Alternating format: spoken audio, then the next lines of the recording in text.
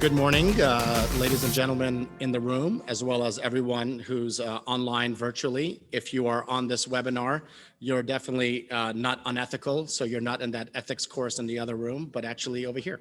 So now I'd like to introduce the speakers that we have today. To my far right is Robin Bradford. He is Senior Counsel and IP Attorney for Vizient Inc., a healthcare performance improvement company. Prior to joining Vizient, he held various roles at McAfee, a security software company, and has had a distinguished mergers and acquisitions and securities career at various law firms. To his left is partner Jerry Fellows. In addition to being extremely funny in our interpersonal banter prior to the session, he prepares and implements intellectual property protection and enforcement strategies that help clients achieve their business goals. His practice includes clearing, acquiring, and enforcing United States foreign patent rights, as well as domestic patent rights. And there's a whole long list of all of the other patent work that he does. I'll skip those just to kind of say that he helps clients acquire and enforce United States and foreign trademark rights, copyrights, and trade secrets as well. So everything IP, he's a savant. He negotiates intellectual property licenses and technology transfers, invalidity and non-infringement opinions, and performs due diligence for mergers and acquisition transactions. Prior to joining the firm, Jerry was managing partner of another firm's largest office. So with that, I'll hand it off to our esteemed panelists and let you guys take it from here. Thank you. Thank you. Thank you very much. Well, thank you everyone for joining us. Not everyone wants to discuss intellectual property issues. So and we know that you're so ethical, you don't need ethics credit. So greatly appreciate your attendance. Our goal is to provide really useful strategies. Robin is a great deal lawyer. We'll talk more about some of those aspects and some of his great traits. There are a lot of traps for the unwary. So we're going to do everything we can during this session to provide you with the information to make sure that the deals go very well, or at least as well as they possibly can. And also, if you have questions, please do feel free to ask them, because we do want to address issues that are highly relevant to your practices. So first, we can talk about an issue that any patent-heavy transaction will have, and that is the fact that intellectual property generally, intellectual property lawyers, generally speaking, and Robin can speak to this even better because he's dealt with so many, are often not the best communicators. And what does that do to deals? Well, number one, you can have a fundamental disconnect between what the intellectual property portfolio actually covers and what the client knows, what the target company knows, or even what your client may know. So you need to find a way to bridge that gap because poor communication skills cannot be allowed to hide relevant and highly material, anyway, aspects of a transaction. Also, a lot of attorneys hate conflict. So the intellectual property portfolio may not be very high quality. It may look, number one, remember, quality is better than quantity. Both are even better. But also make sure that you're actually getting what you think your client, if you're on the acquisition side, whether you're actually getting what your client thinks they're going to get.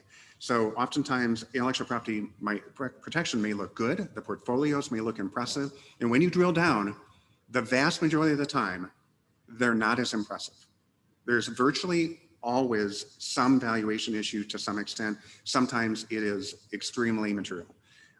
So we'll be talking about that as well. But also, when you're in a transaction, I think it's helpful to give the benefit of the doubt to the in-house, to the executives of the target, in-house counsel, because they may not know what they don't know. They have not been told what this is. And let's be blunt, particularly for patents, not many typical people really want to dig in on what is covered by a patent portfolio. It's horrifying to many people, right? So at some point, though, someone's got to dig in to some extent. So we're going to try to give you those tips to make sure that you don't fall into any of those traps.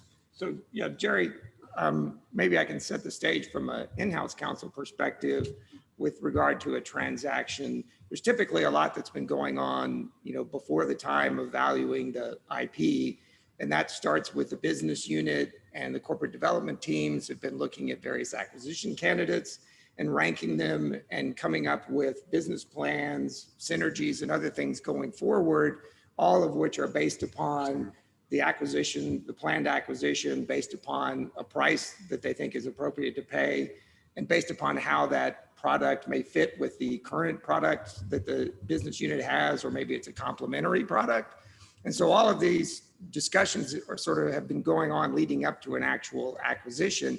So by the time it comes to you as an in-house lawyer, and by the time I come to you as an outside lawyer and say, we need help on this transaction, all of this has been, discussed and vetted as best it can be, and then likely even presented to the board initially. And so there's this linkage of what you're going to be living with after the acquisition occurs.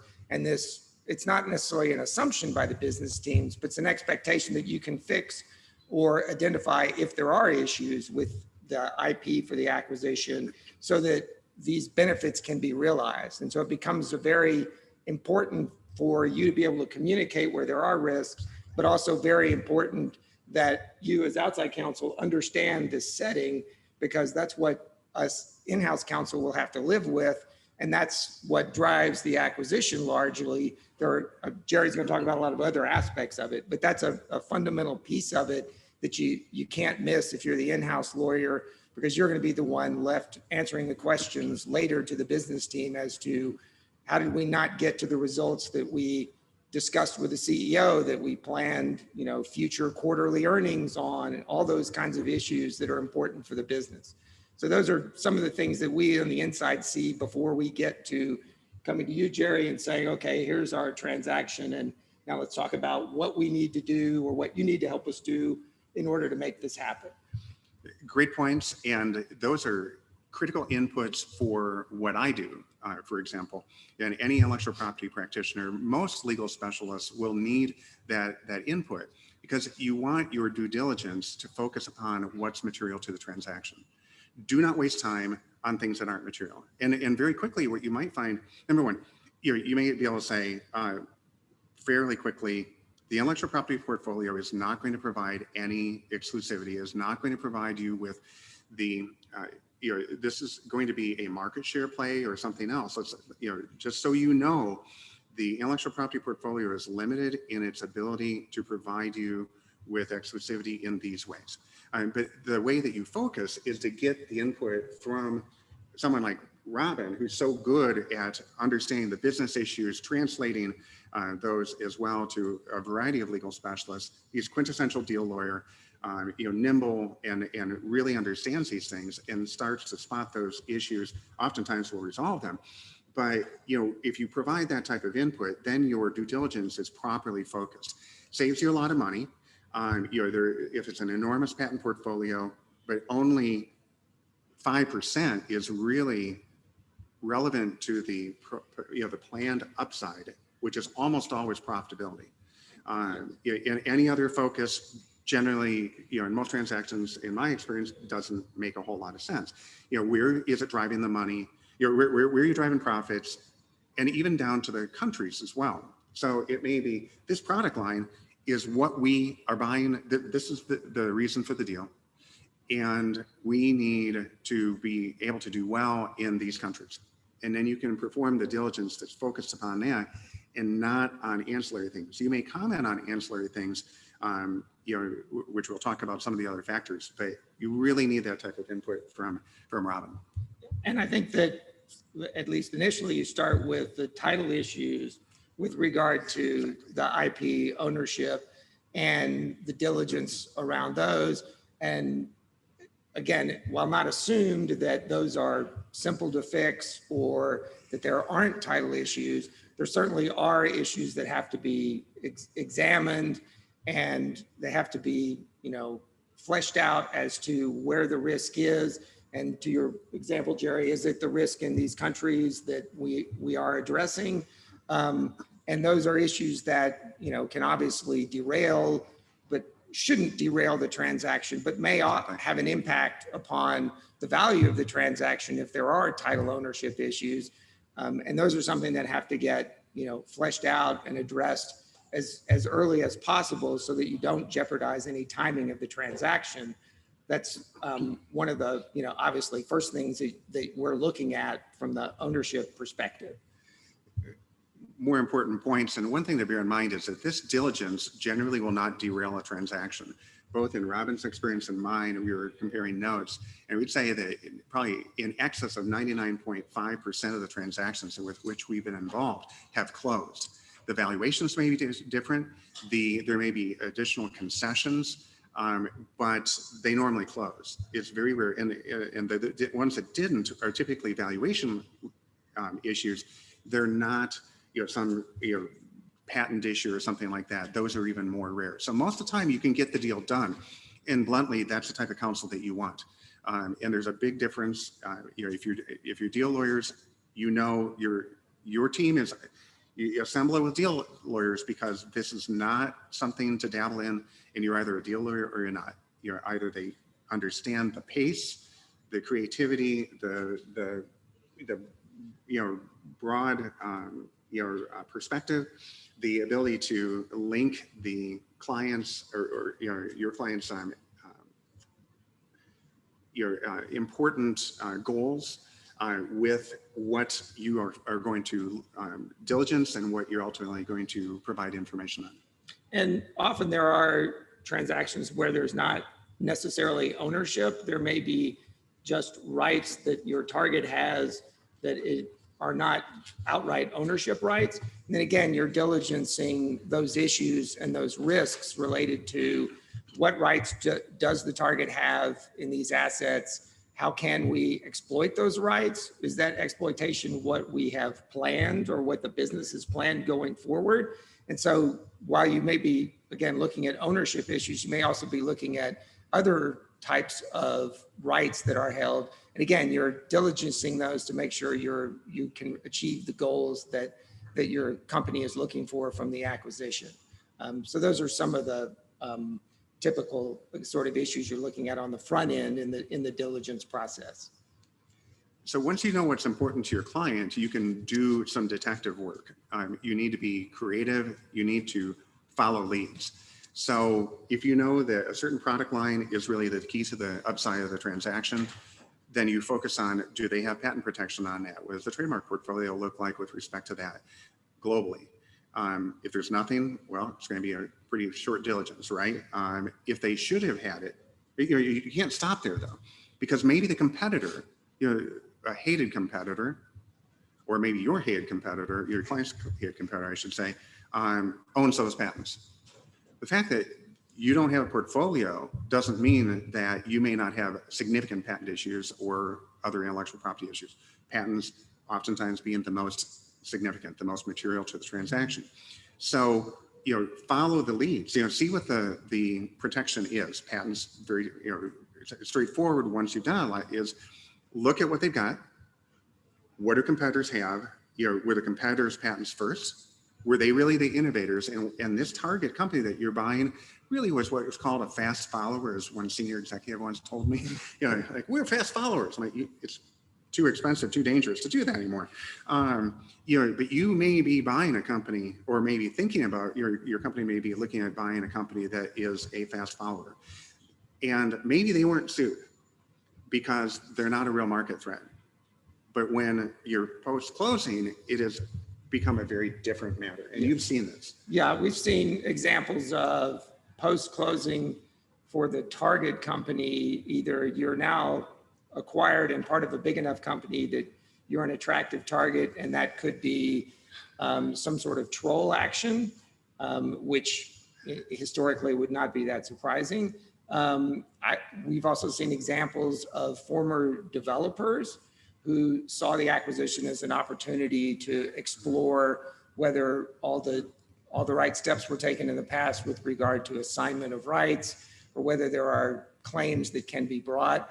And so it definitely changes the profile, and you don't want that to be unexpected in the transaction. So again, that's where someone like Jerry can help with identifying and making sure that we're diligencing those things so that there aren't surprises that affect the value of the transaction. Another aspect is you can actually work with your client's technical team to design around the target's patent portfolio as well. And oftentimes we patent attorneys can just do that very quickly. Within 5 minutes, oftentimes I can find ways around patents and patent portfolios. Check with the technical team, is this cost effective? Can you go to market with this? And if so, those negotiations look different, right? Because this is now a nice to have transaction. And I'll tell oftentimes some of the most fun I have is having senior teams from both sides and the patent counsel or intellectual property counsel. And we just start rolling through this and say, I've already counseled my client that they don't need to do this transaction to enter the market and compete directly with you. And here's why. And again, the target's executives may not know what they've really got. And that's where being able to communicate, here is actually what you have protection on, and this is what you don't. And this is why we are seeing this as a valuation issue. We still love you, particularly the biz dev person really loves you. But it has to be a reasonable arrangement, and understand that we're reasonable in our approach. It's just that this is what you have. It's not what you thought. And very common, by the way. Also, there are times when we did there's a multi-billion-dollar deal, enormous company on the other side that was doing a reverse merger and counsel for the huge company they were assigned only to this business unit. They didn't cover the products of the business unit. So if you just look high level, oh, they've got trademarks, and oh, in that class. But if you know the business, there's no coverage. I mean, you can't make this stuff up, right? Like, where were you? What were you thinking? But if you miss this, if you miss these things, and post-closing there's a problem, there's typically collateral damage. Doing this doesn't work very well. And as outside counsel, you always want your in-house colleagues to look great and to have been proactive. And it's not the sky is falling, it's just do your due diligence, be proactive, bring these things up so that if they're material, so your C-suite knows, and whoever the business group lead is, who has to live with the transaction knows. Ultimately, the board will need to know, like an elevator pitch type of thing. So ideally, we try to provide, this is an elevator pitch type of a presentation, high level, this is, what we're seeing, so they get that gut feeling. And if you don't do the good due diligence, digging in, you don't have that gut feeling. And you can't say, I think that overall they're sophisticated. I think that, they get it. I think it's, it seems like it'll be a smooth acquisition from a technology and patenting and perspective and even marketing perspective.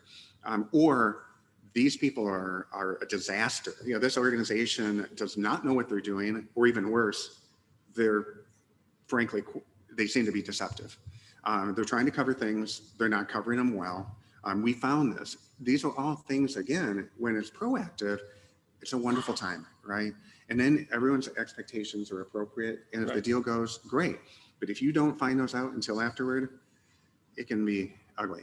So, and one of those things I think maybe you could talk about for a minute is cross-licensing opportunities, or, maybe counterclaim opportunities, and how that is affected by transaction value of the portfolio. Hugely important. If you have no patent portfolio at the target, and particularly if it's an extension. So I've seen, a wide variety of different circumstances. One, let's say, talk about the first one, where this is an acquisition that's complementary to the products that your client would, or services that your client would generally offer. Then you're getting into a new area. Your patent protection and intellectual property protection generally, but patents often drive this, don't cover what your target does. And you are increasing the risk profile. You're increasing it. It's a bigger competitor to patent owners who are out there, your target company's competitors. So you have nothing to cross-license. You have nothing to threaten them with. So it's all the fire is coming your way. Yeah. Right. And you can try to invalidate and do all these other things. Again, ideally you would have seeing this already, right? But even if you haven't, but you should have, but if you haven't, you have no patent portfolio, you're at greater risk. And therefore, and then the other situation, major situation is this is a transaction which is adding market share. Well, there, you should be looking at the portfolio that you already have. And can you cover what your target company has not covered? And we have a multi-billion dollar transaction we just closed where that's exactly what we're doing. Not much of a patent portfolio. It's a market share play. We're doing everything we can because we know our client's business, we know our client's portfolios, and we know what the target does. And we are even pre-closing. Now, it was a multi-hundred million dollar breakup fee. So we thought pretty good chance it's going to go, right? So we were already planning training, we were planning the coverage so that we try to make it so it's mutually assured destruction if we can. Really try to give as many options so that litigation does not ensue. Right. So maybe we could talk for a minute about, sorry, I didn't click. Negotiating the transaction. So I found it helpful, and Jerry, your experience with having IP counsel specialists like you working with senior executives. They are, as you noted earlier, complex issues in these transactions that nobody wants to necessarily talk about, but IP counsel that is not one that has difficulty communicating, et cetera, can be really valuable for those conversations and can actually help with the linkage and the interpretation. It's something that's, extremely important, and your depth of knowledge to be able to crystallize that or explain that for the board is also something that I think is very helpful. Thank you. One thing we haven't talked about is we talk generally about, you want your in-house colleague to always look good, to be on top of it, to have been taken the proactive approach, to have been able to communicate well, and because you've communicated well to them, and you've covered in your area of specialty everything that you should have, everything that they needed. There are a couple other things though too. There are times when in these negotiations, post-closing, you oftentimes want your in-house colleagues to have a great relationship with the executive team of the target. Yep. And so if you've got something that's contentious, your patent portfolio is terrible, things like that. Outside counsel should step up, take that role, because Robin can always say, those outside counsel, they're terrible, particularly those patent people, they're the worst. Right. And have that relationship post-closing that aids in the overall integration, right? So it can be a more successful transaction. So look for those opportunities. Also, if there are unpopular things that need to be said to senior executives, for example, some, I'm not going to say all, but some business development executives, they're compensated oftentimes for bringing the deals to the table and getting them closed, but they don't have to live with them. And a lot of them don't really care about what you're going to say. So you need to get to, with someone like Robin's help, get to the right people. Right. The people have to, and typically it's a business group leader who has to live with it. CEO, CFO, those folks are always great. Right. Someone who has not already fallen in love with the deal. But you have to be proactive. You have to be in the deal early enough. Yes. Because if the CEO and CFO are already in love with the deal, it's going to be tough. And they may not want to hear what you have to say, but if it's material enough, outside counsel should be delivering the message. End of the day. And they may like it and they may not, but at least you have the expectations are realistic. Yeah. And they've been put on notice. And that's the best we can do, ultimately, because we don't make the ultimate call. And we're joking around, deal killer is a term that just cracks me up at times, because, and particularly when in a transactional setting, if it's sometimes thrown around by lawyers, far too freely, right? Yes. Yeah. And my view is you better be humble, right? And if I say this is a deal killer issue, it's because we've been told, Yeah. probably by CEO, that's a deal killer issue. Otherwise, we're not going to be saying stuff like that, right? Most of the time we get the deals done. So why make it more antagonistic? The same thing with the, the patent portfolio. Is it partly stylistic? Yes, but it's more effective, right? Start out as gracious as you can be. If the patent portfolio is terrible, it's really limited, it's not the fault of anyone that you're talking with most of the time. Most of the time, it's that other companies have been there first. So give the out, right? I mean, you don't have to pound people into the ground. Is it really going to get you very far most of the time? Start out saying there was a lot of work that was done in the past. There was a limit to what kind of protection you could get. Give them some face-saving options, right? Before you drop into, so you couldn't cover a lot of things. And that's why this is not as valuable a portfolio. Now, if on the other hand, like one of my favorite quotes, well, this is a blockbuster patent. Bad statement, because it's not. And let's talk about why it's not.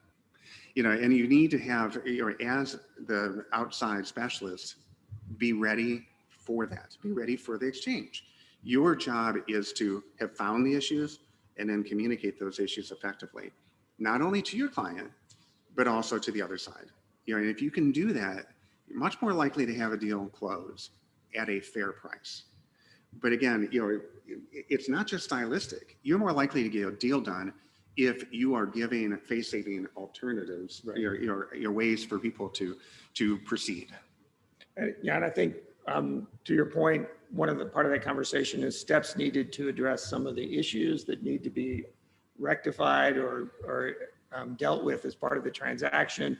From an in-house counsel perspective, some of that conversation is around what's the timing of the transaction and how can we make sure these steps are done in order to meet the timing?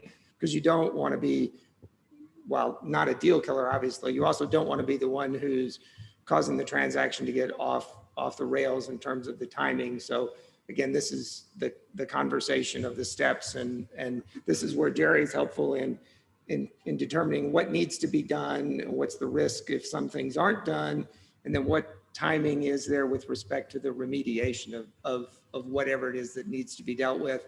And if there is a value adjustment required, that can be, addressed, and so that the appropriate adjustment can be made.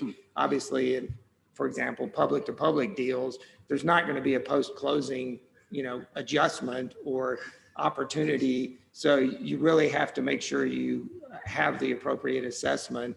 And that's where outside counsel like Jerry can come in, because he can give you the board, the CEO, whoever it is, the value adjustment of that portfolio, the value assessment of that portfolio, which is critical, obviously, to the deal transaction itself. And again, you're going to go right to the upside of the deal. You think your goal was the upside is this. You will not have that market exclusivity in these countries with respect to these product lines. So you can expect competition. You'll know your business executives will know the market better, but factor that in. Here, you'll have a reasonable exclusivity. One of the things that I wanted to know as well, talking about the timeline. You can comply with most timelines. Most timelines are not that fast as long as you're properly diligent, right? And you've got a good enough team. So you want to get in early, spot the issues, get your diligence underway, communicate effectively what the scope of the diligence is within the time frame. A lot of deals are insured now.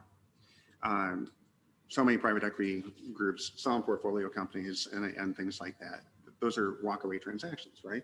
Okay, well, you've got to factor into the timeline that your diligence, you have to have taken care of your diligence, dependent not only upon the business goals of the company, but also on the insurance coverage that your client will get, right? If you don't have good insurance coverage, your client's basically going it alone, and you may change your diligence some. You're still going to do some diligence either way, right? But that needs to be factored in the timeline. And the other thing is, regardless of whether it's insured or not, if you feel the need to do a cover yourself memo, I think you're with the wrong client. I'm going to be blunt. I don't work with the clients I don't trust. Bad news is in over a phone call or a web conference, Right. not recorded. Good news is in writing. That's what we do. Good news is in writing. Yes. So, sometimes you see some of these memos and things. It's like, and sometimes you'll find them in your due diligence too. Well, you're not going to be, we think that you may be entitled to very narrow protection for this innovation. Why did you do that? Come on. That all comes out, if you're digging deeply, or it oftentimes does. So, think about the communication, and also, of course, the timeline is critical. Right. Do not be the one, or do not be the team that is holding up the transaction. If you can't fully diligence for some reason, most of the time you can, but if you can't, say it's heavy biotech, it's like pulling teeth getting information out of the target, things like that, communicate it. But most of the time you can, whatever the timeline is, Right. beat it, Right. Essentially, and be prepared for be prepared for underwriters, counsel to question you as well. So, give yourself some time. Don't wait. When a deal is underway, vacations are tough. It's the way it is. Specialize in it, that's the way it is. Yep, no doubt. So post-closing, maybe we can talk a minute about some of the activities that would happen post-closing with pending applications, and also with sort of the culture and some of the examples that maybe, Jerry, that you've seen of what you've done for post-closing. So, we talked about it a little bit before. If you already know what the issues are, that's one of the wonderful things. It's number one, fun to be part of something that can add tremendous value to your client. But also you can plan ahead. And so as you see cultural issues, this is a company, the target company has innovative people, but they're not accustomed to protecting their innovations. Well, then that you're going to want to do training, right? And so typically the in-house counsel will be there. You can go as well. Oftentimes, some of us offer free training because the more these folks know, the better off we all are. Right. Because if you're not executing well from an intellectual property perspective, for example, there's a lot of blame to go around. So if you can get in and train, and so people will spot the issues, then you're less likely to have really unpopular and very expensive problems. So that's the type of thing that you can look for. Unsophisticated, let's figure out what our training schedule is going to be. Right. More difficult recently, right? But nonetheless, you can do your Zoom training, things like that. That's another, and you can dovetail it. You can, with your business group leader, your chief technical officer, they oftentimes love that as well. Say, okay, good to know these people don't really understand it, but they're innovative. So, let's just focus on that. Sometimes they're not innovative, and maybe they have been fast followers. Okay, well then you need to inculcate the culture of innovation, and you can help train along with whatever the CTO wants or the business group lead wants as well. Using a portfolio to change it. Oftentimes, if we spot issues, title issues, we talked about it briefly. Title issues are very common. So don't think they're deal killers the vast majority of the time. But every once in a while, they're ugly. And that's when a company or an entity that should have assigned is no longer in existence. And then things become complex. And you want to get that taken care of as early as possible, because you cannot guarantee that we like to have it pre-closing, right, as a pre-closing, basically a condition of closing. You will own what you say you own. That's the gold standard. Right. Doesn't always have to be. If you've got all the documents in place and everything looks good, you diligenced it, that can be okay too. But you can't have things hanging out there where you have no idea whether or not your client is going to own critical intellectual property. Right. Yeah. So those are some, competitor patent analyses. Some people say, well, I don't want to know. Right. That used to work. The vast majority of the time it doesn't anymore. It is better to know. I will tell you that I would say close to 99% of the time, we can get you into a market that you want to get into. Cost effectively, profitably, with pretty much what you want to do. And it'll either be through the design, what we call design round. We could do it this way, you could do it this way, you could do it this way, looking at the patent protection, for example, or these patents never should have issued. They're invalid. These people, you know, the competitor did not invent this. Someone else did. So though that's the type of work that you can do as well to clear the way. Now, if you have to do that, really the best is both, I should note. The best is to give the patent owner the decision of whether, say, we don't infringe, here's why, you know, we're not doing what you do. But if you say your patents cover us, well, then your patents are invalid. And then you whipsaw them between the two positions, which is extremely effective. Yes. Right? So, and that is your goal. If it looks like you've got a competitive patent problem, that is always your goal, right? You know, then choose your poison. And we're going to give it to you either way, you know, one or the other. So go away. So those are things that you can do in advance as well. You know, if you respond to the issue, and most of the time in the diligence process, we'll say, looks like we got a competitor problem. If it's material, it's part of the upside. You know, it's, wait a minute, that's what we thought we could do. Well, then you have more work to do. Dig in, because like I say, I would say a good 99% of the time, we can get you there. No matter how many hundreds of millions have been spent, billions at times, on your technology that is supposedly covered by patents by a competitor. And again, going back sort of to the reason for the acquisition and what's being acquired, there's typically going to be from the business unit themselves, there are going to be actions, ongoing product development that either is with your own technology or potentially, you know, assumed with the target's technology. And all of that is sort of baked into the reason for the acquisition. And to the extent there are competitors, there almost always are competitors that you're dealing with, all of those sort of assumptions and what's been planned are, you know, have to factor in this. What does the competitor have? Can you design around the competitor? And if there is design that has to be done in order to, you know, address a competitor and the risk of a competitor, then that needs to be something that you've communicated back within the company and particularly to the business unit, because again, they've built plans around and they've factored in financial analysis of how they're going to do these things. And to the extent you are now providing them with information that your financial assumptions are not going to be correct, you're going to have to, you know, spend the developer time to do this, then that needs to be something that's part of what they understand going in, because those are steps they're going to have to go through post closing the transaction. But again, their financial plans and their projections are all based upon those things, and they need the opportunity to factor that into their analysis and understand how that impacts them on a go-forward basis. So that's another example of where, you know, outside counsel giving you really good advice on competitors' portfolios and what these risks are makes a big difference for you in-house counsel going forward, because of what the transaction is that you're living with and what the plans that have been made or are being made are.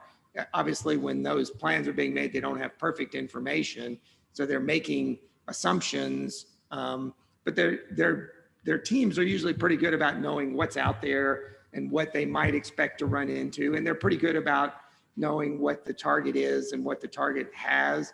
And so, my experience is those development teams are important. I don't know, Jerry, maybe you can talk a minute about your engagement with them, but those are the folks that have to, you know, be part of the understanding what needs to be done in order to deal with a competitor's portfolio. Sounds good. Yeah, so that interaction is very important. And so many deals are partly based on, at least on speed to market. We might be able to develop it, but this is a fast way to get to market. We think that it would be super profitable. Right. But if you're saying that things have to be redesigned, redeveloped, well, you're delaying things. And so you need to be pragmatic. The sky's not always falling. You know, trust your client. If you don't, part ways. When you trust them, you can say, okay, you know, this is the risk profile, you know, and if it's my money, I'm doing it, and here's why. You know, or wouldn't go forward with what they're currently doing, and I try to get a basket and some indemnification for what they've been doing because it looks like it's problematic if I can. Otherwise, you know, now you may not be able to insure it, so that gets a little bit ugly. But you need to, you know, so you have to be careful with these things. But that engagement with the development team because you can be really creative, and particularly if you know the technology, you can say, well, the patents cover this and this and this, but they don't cover this and they don't cover that. What do you think of that? You know, can you go to market with that? You know, how fast could you go to market? Is it equally valuable? And that can, again, hit the valuation issues as well. But it also gives a clear path where you're going to go. But don't make mountains out of molehills, as they say. You know, be pragmatic about it. One of the things that also helps to assess a risk profile, if you're going to do this type of work in intellectual property, watch all litigation every business day. You know, all, particularly patent litigation, know where the technology fights are. If you're doing wireless networking, cell phones, things like that, it's you know, that's super high risk, right? Yep.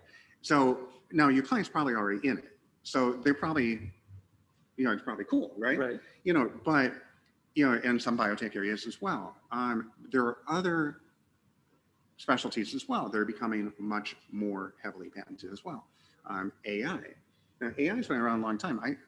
I know I'm old, right? In 1995, I was doing AI applications, which is helpful because I can say, well, this patent protection that the competitor has is actually invalid because I prepared patent applications back in 1995 that this covers. So therefore, we don't have to worry about that. Right. But you know, it allows you to be, you know, you try to get that type of, you know, experience and expertise so you can come into a transaction. You can say, I know generally what the risk profile is of this technology area, particularly if it's a new one, compared to what the company has generally done. Again, know your client.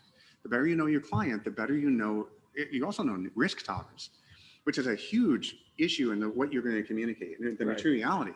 I mean, we all know certain clients, they're very risk tolerant, and you can say, understand, you may have something here. We're going to set up. I mean, there are times when we try to set up mutually assured destruction. You know, right. I mean, you know, big patent portfolio. You come at us, we're going to hit you hard.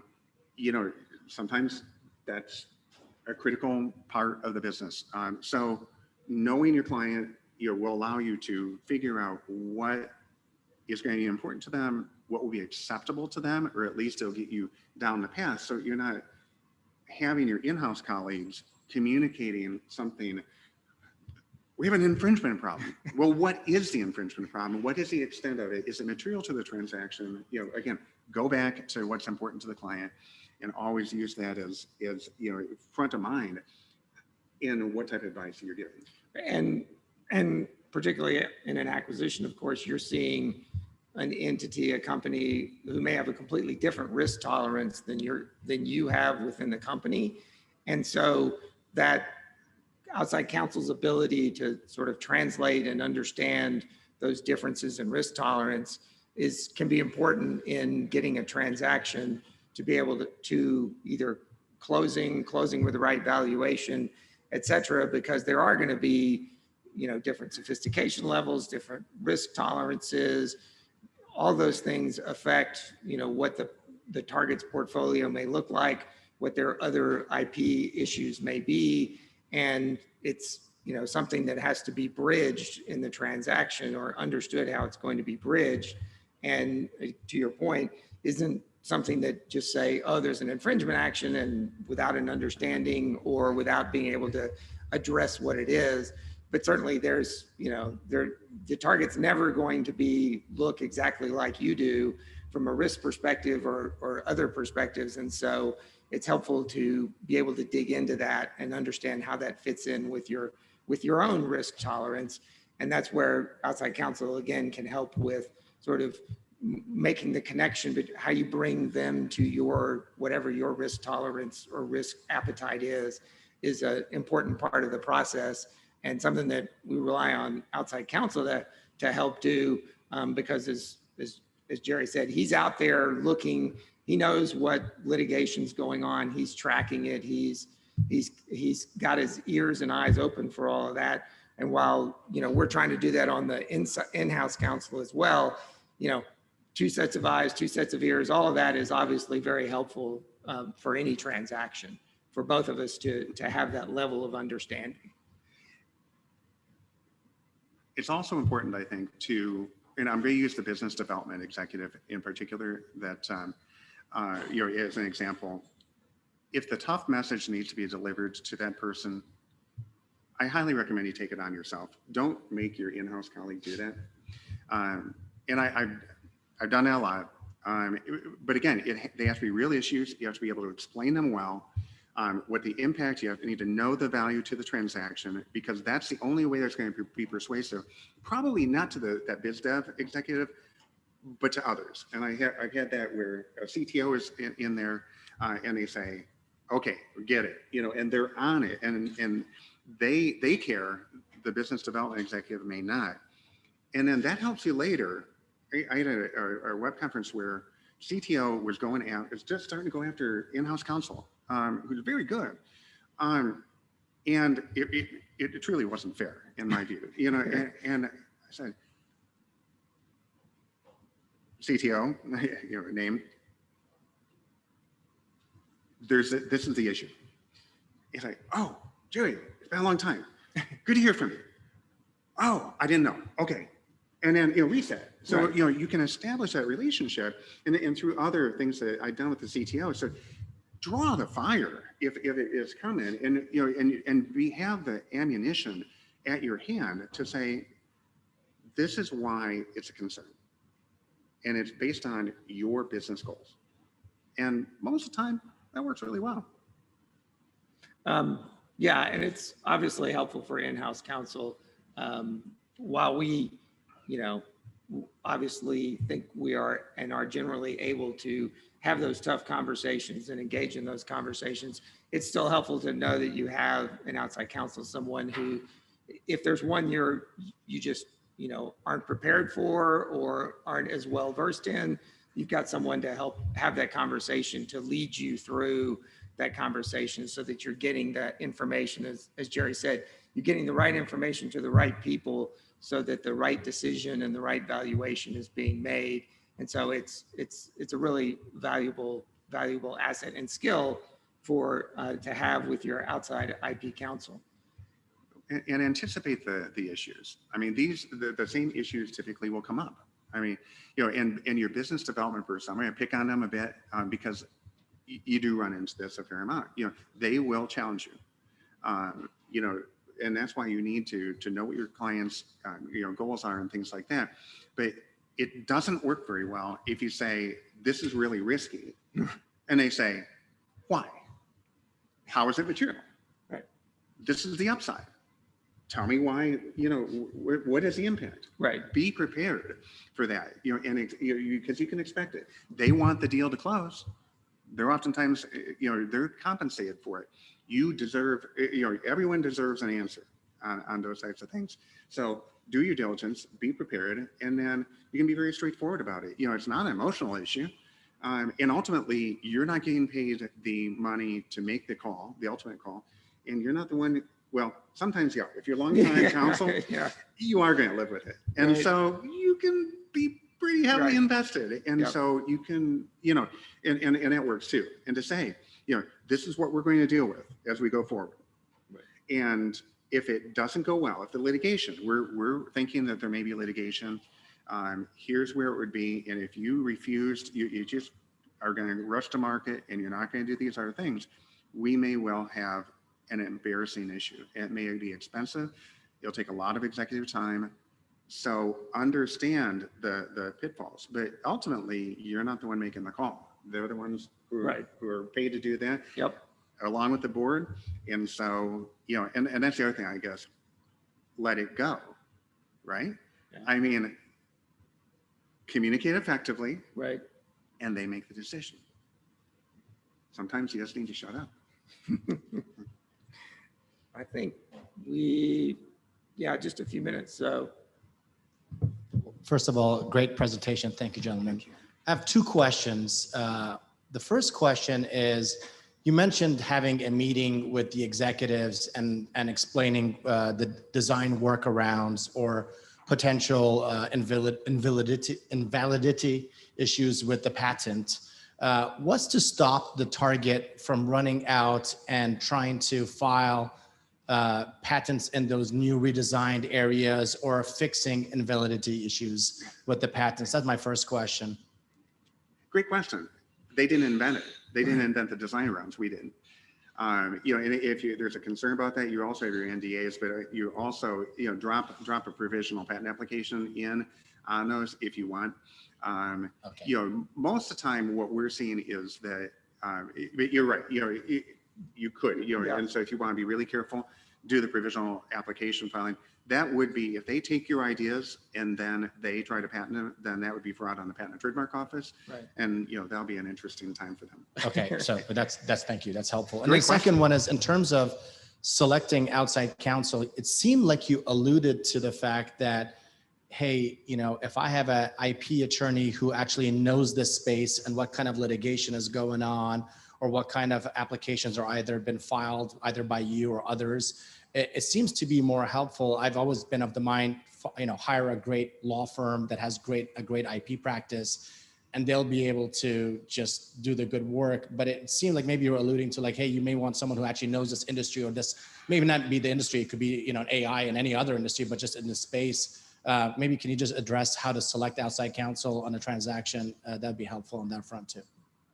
So my experience has been that in looking at outside counsel, I do what you're talking about, looking at great firms.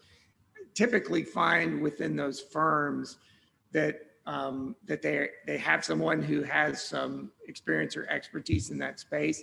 But if I'm not feeling comfortable that they do, then I will certainly go, sort of look and talk to other people about who in that might be more familiar with that area.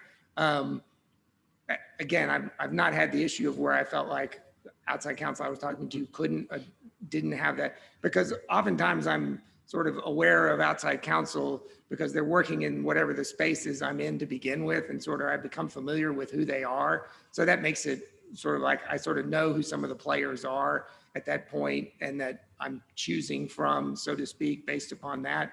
But I do, think that their familiarity with that area is a big asset. And I don't, Jerry, you probably respond to this question a lot from companies asking you when they're interviewing you for a process. So is that something you typically see asked as a question? I do, but there are a couple of different ways.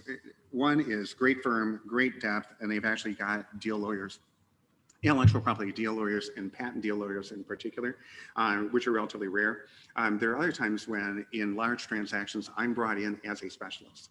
So there will be corporate, everything else will be handled by the mega firm, we're fair sized as well, of course, but some other, global firm. But I'm brought in to handle the lead on the intellectual property issues, to negotiate those issues, to also negotiate with insurance underwriters, the insurance counsel as well, because that can be a delicate balance. That also, it drives your due diligence. We can talk about it more offline for those who want to talk more about that. But it's an unusual specialty, and so sometimes I'm hired right alone, or my team is hired for a specialty engagement.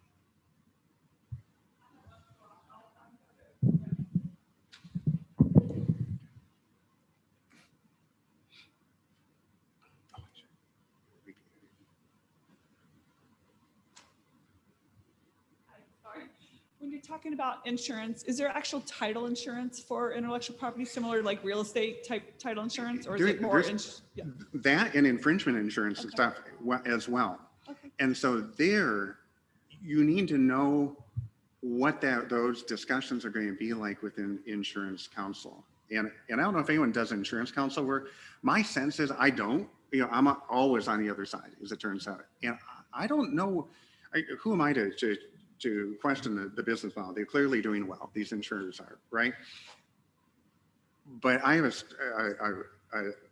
a track record of no exclusions of any kind for any transaction I've ever done. Partly because I don't think that counsel was, I want to hiding things, but there were certain nuances and such that were never asked about. And so I was ethical and moral and legally correct, but they just weren't prepared. So yes, there's insurance, but you need to know, we are advocates. We will put things in the light most favorable to our client, as is ethically, morally, and legally correct. Awesome. Thank you. I had no idea. Thank you very much. I think we will get ethics credit for that last answer. Great job, guys.